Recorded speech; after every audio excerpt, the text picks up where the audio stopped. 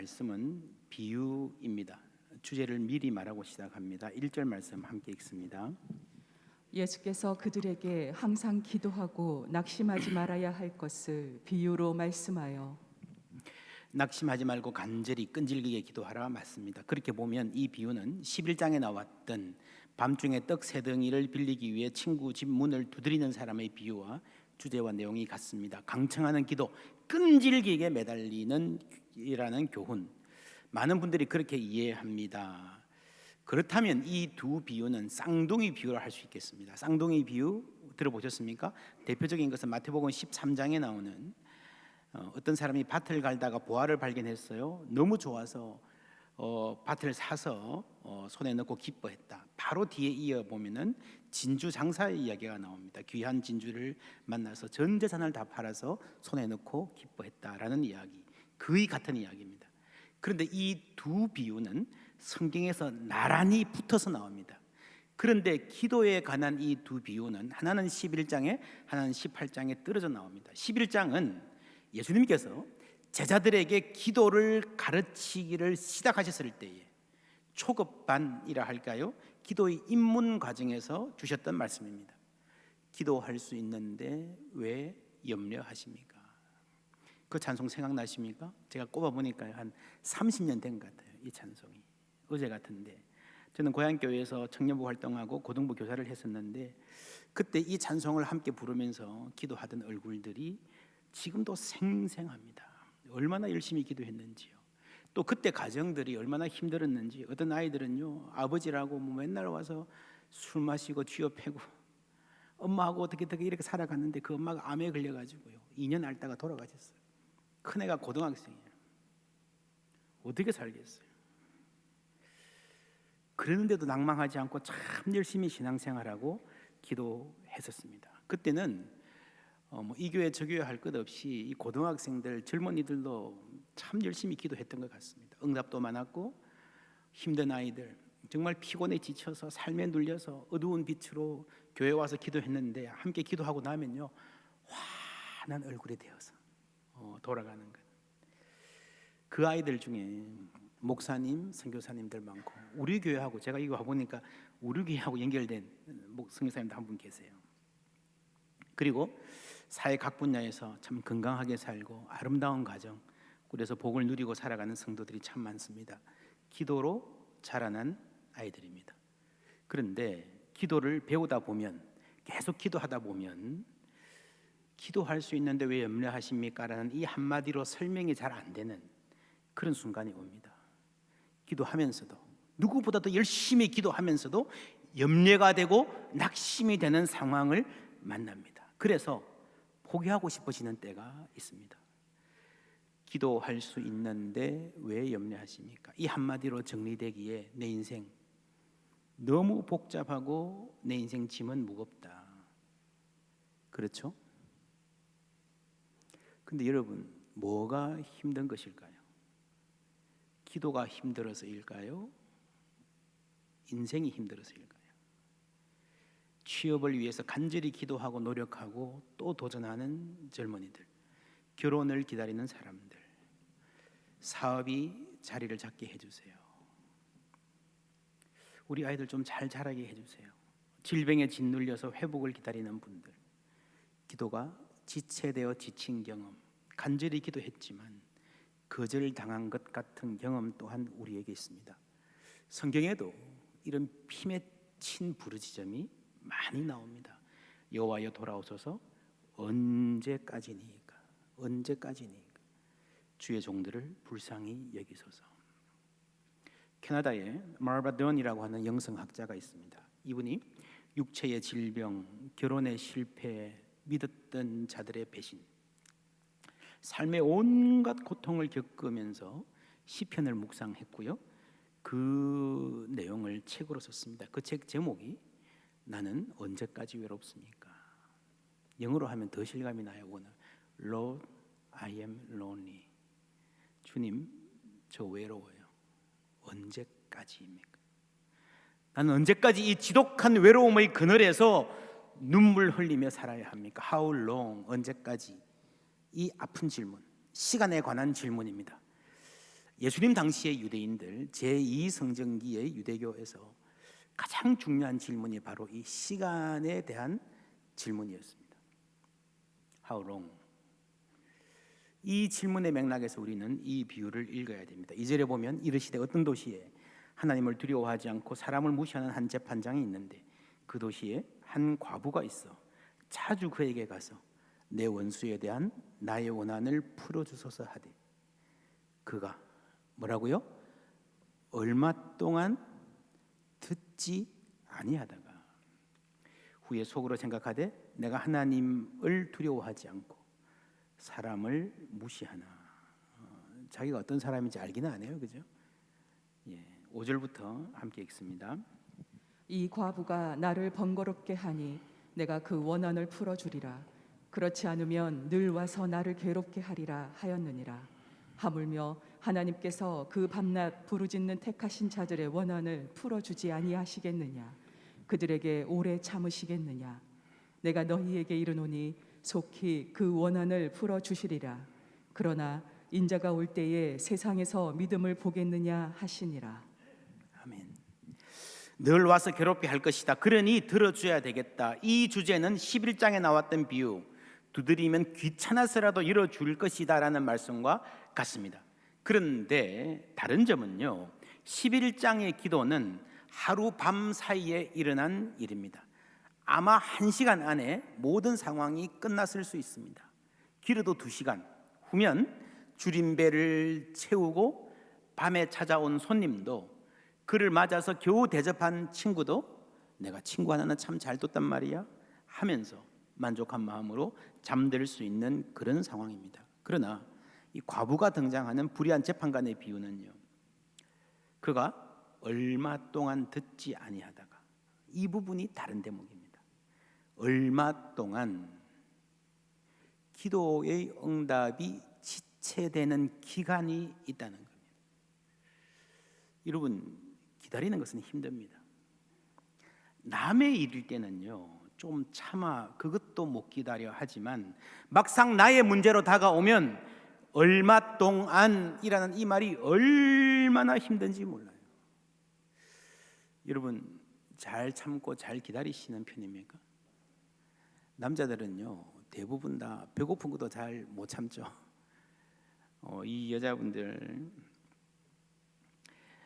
배고프다 그러면 당장 밥 내놓아야 하는 남편들과 사느라고 수고들 참 많으십니다. 가족 중에 누가 아파서 어떻게 해야 될 것 같은데 수술 날짜는 안 잡히고 하는 분들 많습니다. 기다림은 힘듭니다. 지금 시대는 더 그런 것 같아요. 옛날에는요 주부들도 뭘 갖고 싶으면 돈을 모으죠. 뭐 적금을 하든지. 그래서 뭐 벼르고 빌려서 냄비 세트 하나를 사도 벼르고 빌려서 샀는데 뭐 개를 하든지 개돈 탔다 이런 말 있잖아요. 옛날에 기다린다는 말이죠. 근데 요즘은 기다리지 않습니다. 카드가 있는데 왜 기다려요? 할부도 다 되는데. 편리한 것은 좋습니다. 근데 그러니까 우리가 지금 마스크 써야 되는 기간이 길어지니까요 참 못 기다리는 것 같아요. 참는 것이 참 힘든 것 같아요. 인내가 바닥이 된 우리의 모습을 그대로 드러내주고 있는 시절입니다. 얼마 동안, 그리고 속히 풀어주리라 하는데 이 속히라는 말도요 사실은 힘든 말이에요. 사실은 이런 배고플 때 뭐라 그럽니까? 밥 다 됐어요, 다 됐어. 그때부터 더 힘들지 않아요? 옛날에 저희들 어릴 때는 목사님들이 설교하면서 자주 그랬습니다. 마지막으로 이랬으면 그럼 뭐 다 끝났겠다 싶은데 30분을 더 해. 속히라는 말은요 당장이라는 말은 아닙니다. 그리고 속히 풀어주시리라 그 다음에 그러나 인자가 올 때에 세상에서 믿음을 보겠느냐라고 하는 알듯 말듯한 말씀이 나오는 걸로 봐서 이게 뭔가 더 큰 일과 관련되어 있다는 느낌이 듭니다. 다음 장을 보면요 누가복음 19장에 이런 말씀 나옵니다. 함께 읽습니다. 그들이 이 말씀을 듣고 있을 때에 비유를 더하여 말씀하시니 이는 자기가 예루살렘에 가까이 오셨고 그들은 하나님의 나라가 당장에 나타날 줄로 생각함이더라. 당장이라는 말이 나왔죠. 속히가 당장은 아니다. 특별히 누가복음이 강조하는, 다른 복음서와 달리 누가복음이 특별히 강조하는 주제가 속히가 당장은 아니다라는 말입니다. 낙심은 조급해서 생기는 증상입니다. 근시안, 내 눈에 바로 앞에 보이는 것밖에 못 보는 것이 그 원인입니다. 지난 주일에 사탄이 번개같이 하늘에서 떨어지는 것을 말할 때에 여러분 큰 그림을 볼 준비를 하라 했던 거 기억하십니까? 예수님은 지금 제자들이 기대하고 바라는 그 어떤 것보다 훨씬 더 큰 역사, 큰 구원을 이루기 위해서 가시는 중, 십자가를 향해서 가시는 과정에 있습니다. 그런데 이 제자들은요, 무리들은요, 당장 뭘 바라시는 거예요. 여러분, 이 원한을 갚아준다라는 말이 오늘 본문에 거듭 나오는데, 이 말도 큰 그림에서 볼 줄 알아야 됩니다. 에크디케오라는 말인데, 이 디케, 중간에 나온 디케라는 말은 정의, justice, 의, 그런 말이죠.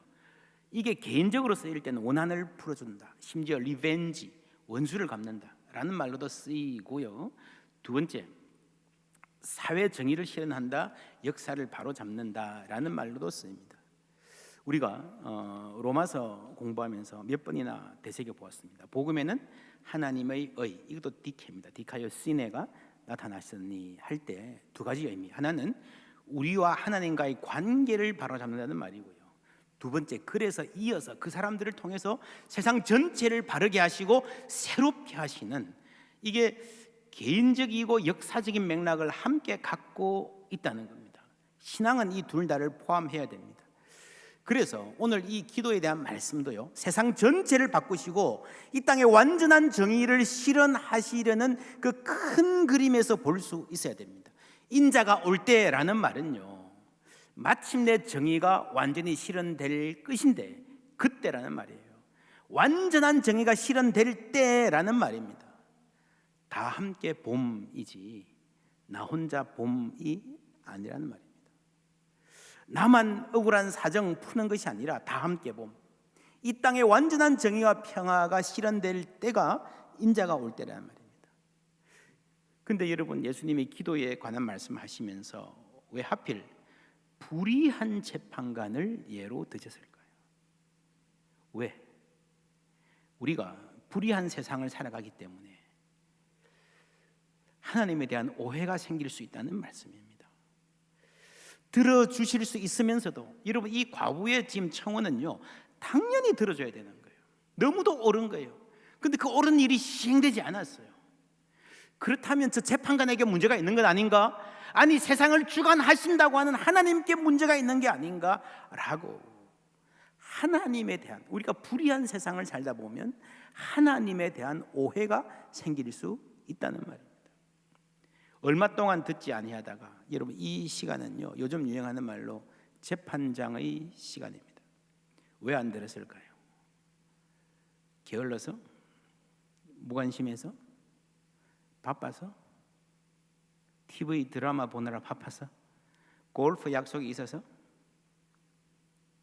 예수님 당시에 재판장들이 주로 어떤 사람들이었는가? 예수님의 동생 야고보가 쓴 성경에는 이런 말 나옵니다. 함께 읽습니다.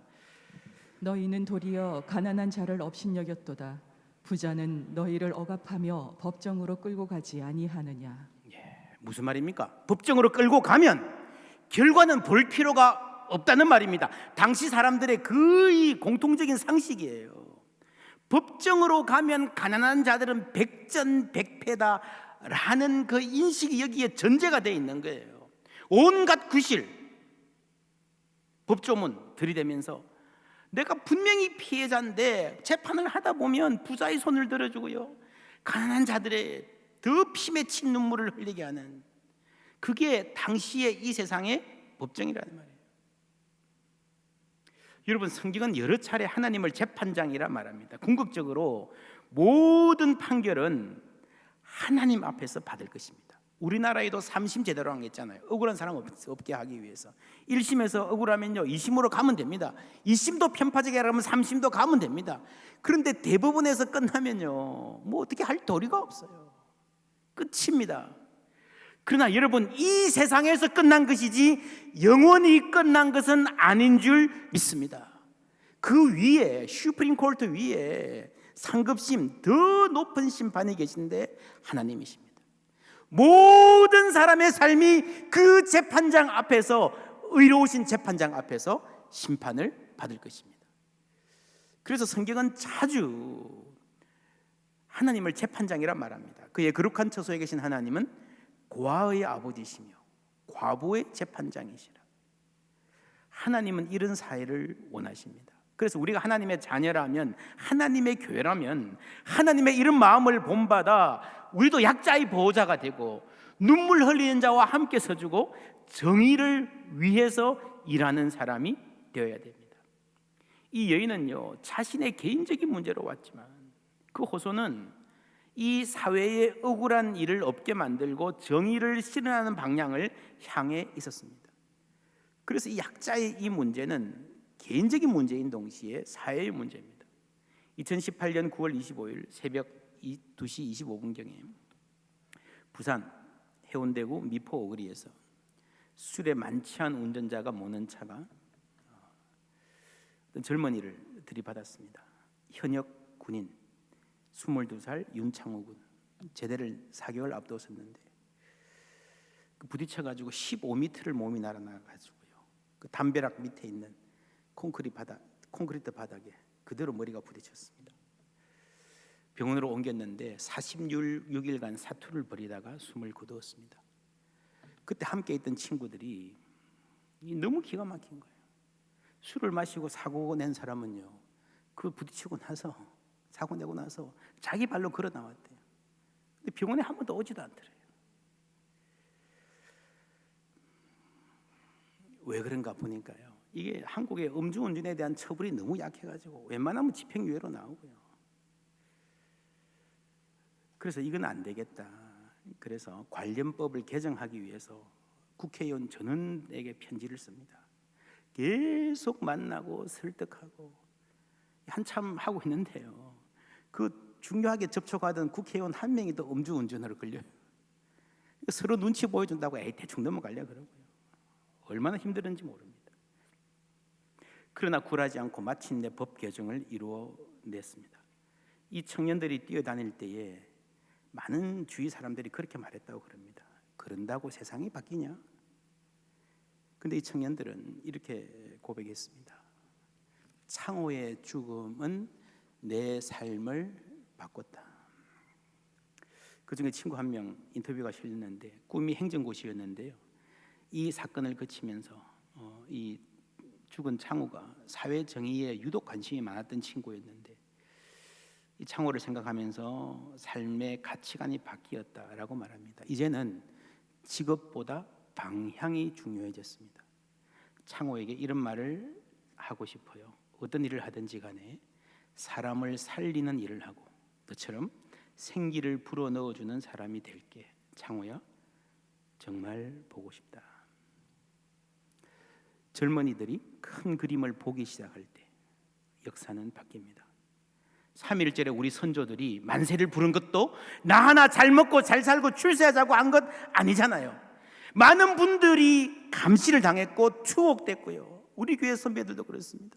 고문당했고요, 젊은 나이에 생을 마감해야 했던 이들도 많았습니다. 나만을 위한 일이 아니었고 심지어 우리 민족만을 위한 운동도 아니었습니다. 그 정신이 독립선언문에 분명히 나와 있습니다.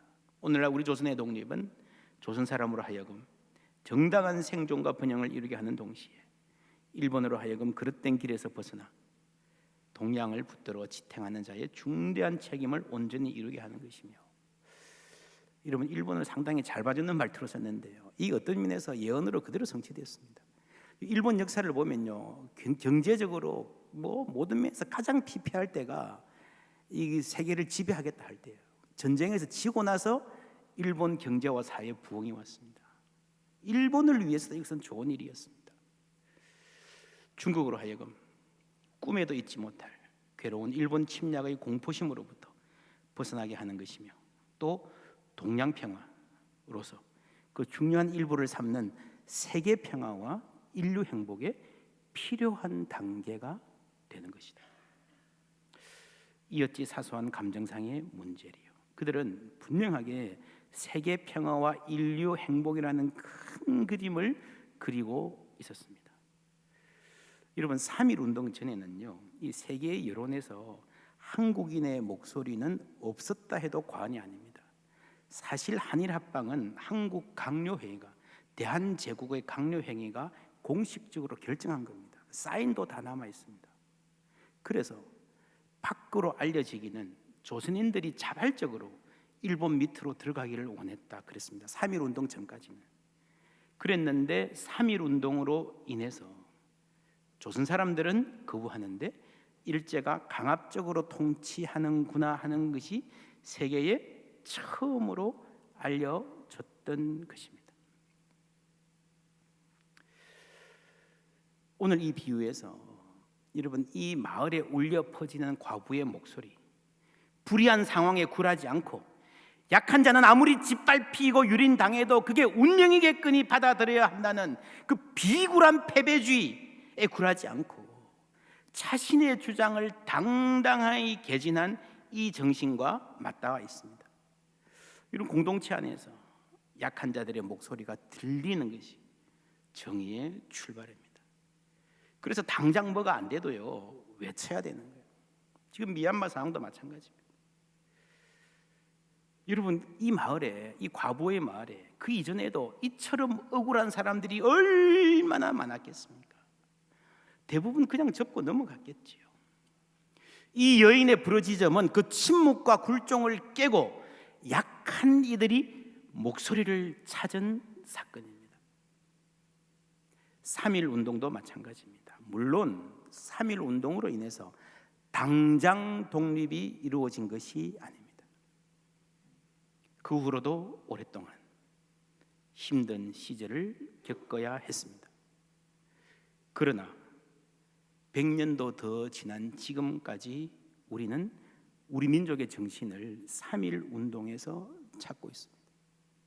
포항제일교회는 우리 교회의 정신을 3.1 운동에서 찾고 있습니다. 그 날이 있었기 때문에 대한민국의 오늘이 있었다고 우리는 인정하고 고백합니다. 여러분, 한 3년 사이에 참 많은 일이 있었습니다. 대한민국과 일본, 많은 면에서 여러분 지금 뭐 백신 접종까지 포함해서요, 대한민국이 일본을 능가하는 모습을 많이 보이고 있잖아요. 그 날이 없었으면 오늘이 없었을 거예요. 속히는 당장이 아닙니다. 그래도 우리는 기도해야 됩니다. 다시 이런 질문을 해보아야 합니다. 기도가 힘든가? 인생이 힘든가? 안 그래도 살기 힘든데, 바빠 죽겠는데, 피곤한데 기도까지 하라 그러시네. 아니에요. 여러분, 기도는 내가 부담해야 될 숙제가 아니고요, 우리가 연약하기에, 내 힘으로 돌파할 수 없기에, 내 인생 짐을 나 스스로 감당하기에 나는 너무 약하기 때문에 기도하라 그러시는 줄 믿습니다. 그래서 기도할 특권을 주신 거예요. 물론 포기하지 않고 기다림의 자세를 이어가는 것은 힘듭니다. 그러나 하나님을 의지하고 하나님이 하실 일에 대한 기다림 없이 우리는 절대로 믿는다 말할 수 없습니다. 아브라함의 믿음은 바랄 수 없는 중에 바라고 믿었던 믿음이었습니다. 일제시대를 살아가던 사람들의 삶이 이루 말할 수 없이 피폐했습니다. 그래서 그때 태어난 젊은이들은 꿈꿀 수 없는 세상이라 생각했습니다. 그러나 그 중에 어떤 사람들은 자주 독립을 꿈꾸었습니다. 많은 그리스도인들이 하나님께 부르짖고 하나님의 정의를 구하고 행동으로 옮겼습니다. 그래서 그 결과, 여러분, 외국인들이, 세계 사람들이 아는 것 이전에 우리 스스로가, 야, 우리가 이렇게 그냥 패배에 쩔어서 살 사람들이 아니구나라고 우리 민족이 자각하기 시작한 겁니다. 꿈꾸기 힘든 시대의 기도, 오늘 설교 제목입니다. 어떤 말입니까? 꿈꾸기 힘든 시대, 그래도 기도하자는 이야기입니다. 한 걸음 더 나아가서 꿈꾸기 힘든 시대이니까 그래서 우리가 기도해야 된다는 말입니다. 여러분, 시대가 아무리 어려울수록, 여러분 가정의 상황이 아무리 캄캄할수록 하나님 의지하는, 기도하는 마음만 있다면 그 어두움 가운데에 별과 같이 빛날 줄 믿습니다.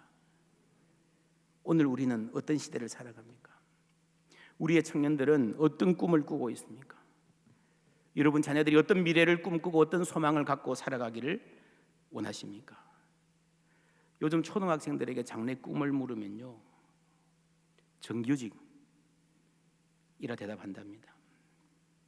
답답한 시대, 더 이상 꿈꿀 수 없다고 생각하는 꿈꾸기를 거부하는 시대입니다. 그런데 여러분 아십니까? 아브라함도 그랬습니다. 믿음의 조상으로 부름받았습니다. 아들을 낳아야 돼요. 근데 나이는 들어가고 임신 기미는 조금도 보이지 않습니다. 그때 아브라함이 한 말,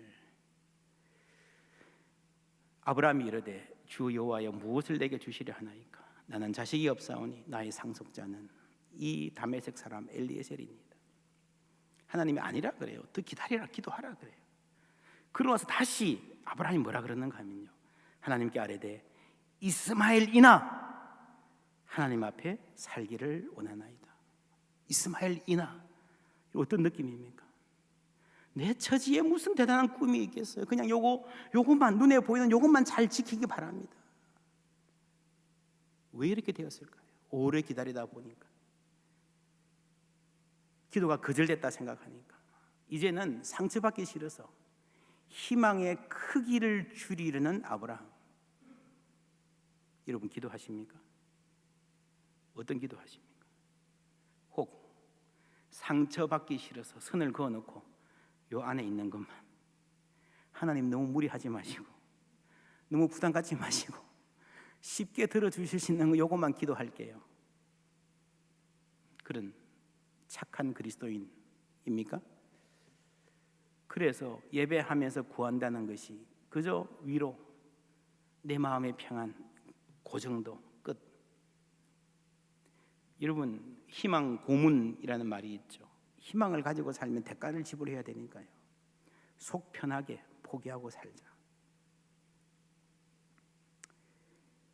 여러분 기도의 사람이 되라는 말은 뭐가 되라는 말이라고요? 희망의 사람이 되라는 말입니다. 어두운 시대에 기도 아니고는 우리는 희망을 이어갈 수 없습니다. 그냥 이대로 살래가 아니라 그냥 빤히 보이는 그 길, 무난하게 걸어갈 수 있는 그 삶, 이 사람도 살고 저 사람도 사는 그냥 그 정도, 그게 아니라 하나님은 우리가 다른 삶을 꿈꾸기를 원하십니다. 나 혼자만을 위한 무난하고 소박한 꿈이 아니라 하나님 나라와 공동체를 위한 꿈을 꾸기를 원하십니다. 그 기도를 통해서 하나님은 내 삶을 바꾸시고 역사의 물줄기를 바꾸시는 줄 믿습니다. 우리에게 그런 믿음이 있어야 됩니다. 인자가 올 때에 믿음을 보겠느냐 하셨는데, 이 믿음은 어떤 믿음을 말할까요? 1번 예수 믿고 구원 얻을 믿음, 두 번째 낙담하지 않고 끝까지 기도하는 믿음. 무엇을 말할까요? 두 번째 말입니다. 인자가 올 때에 믿음 있는 사람이 없어서 천국 갈 사람이 정말 작을 거야, 그 말이 아니고요. 천국은 가요, 뭐 대충 살다가. 근데 많은 사람들이 선을 그어놓고 그냥 쉽게 응답될 수 있는 것만으로 내 기도의 사이즈, 내 희망의 사이즈를 줄이는 것으로 후퇴하고 살아갈 거란 말입니다. 여러분 하나님 뜻대로 기도하라는 말을요, 많은 사람들이 이상하게 생각해요. 나는 이만큼을 원하는데 그 욕심 좀 줄여서 요만큼만 기도해, 요것만, 다 욕심이야, 요만큼만 기도해, 그게 하나님 뜻이야. 여러분 그렇지 않습니다. 그 완전히 잘못하는 생각이에요. 내가 큽니까? 하나님이 큽니까? 내 뜻이 크겠습니까? 하나님의 뜻이 크겠습니까? 우리의 좀스러운 기도, 기도하면서 이미 패배주의에 물들어 있는 기도, 사탄에게 다 뺏기고 후퇴해서 헐떡헐떡거리는 그 기도, 제발 그러지 말고 키우라는 말입니다. 하나님의 뜻을 알고 제대로 키우라는 말입니다. 사도 바울이 인생의 말년에 믿음의 아들 디모데에게 편지 쓰면서 결론을 이렇게 했습니다. 디모데후서 4장 7절 8절 다 같이 읽습니다. 나는 선한 싸움을 싸우고 나의 달려갈 길을 마치고 믿음을 지켰으니 이제 후로는 나를 위하여 의의 면류관이 예비되었으므로 주 곧 의로우신 재판장이 그날에 내게 주실 것이며 내게만 아니라 주의 나타나심을 사모하는 모든 자에게 도니라. 아멘. 나는 이제 죽음을 앞두고 있지만 눈을 감으면 바로 이제 하나님 만날 것이다. 그 하나님 어떤 하나님이에요? 의로우신 재판장. 할렐루야. 근데 여러분, 의로우신 재판장을 만날 것이라, 이 말은 사도 바울도 이 세상에서 의로운 재판을 받지 못했다는 말이에요. 그 죽음의 마지막 순간까지 불의한 재판장 누구예요? 로마 황제 네로. 그 재판을 받았습니다. 여러분, 이 세상의 불의는요, 우리 주님 오시는 날까지 완전히 청소되지 않을 것입니다. 사도 바울도 살아서 자신이 기도했던, 스페인까지 가서 복음 전하고 했던 그 엄청난 기도를 다 응답받지 못했어요. 그러나 굴하지 않고 끝까지 기도하면서 가야 할 방향을 알고 끝까지 달려간 것입니다. 여러분, 우리가 가는데 하나님이 나에게 어디까지 허락하실지, 내가 열심히 기도하는데 내 생전에 그 기도의 열매를 어디까지 볼 수 있을지, 우리가 열심히 주의 일을 하는데 그 사역의 열매를 어디까지 볼 수 있을지 나는 모릅니다. 하나님께 달려 있음을 믿습니다. 그런데 분명한 것은요, 사도 바울이 그가 생각하고 꿈꾸고 하나님께 큰 제목이라고 기도했던 그 어떤 상상보다도 뛰어넘는 위대한 역사의 일부가 되었다는 사실입니다.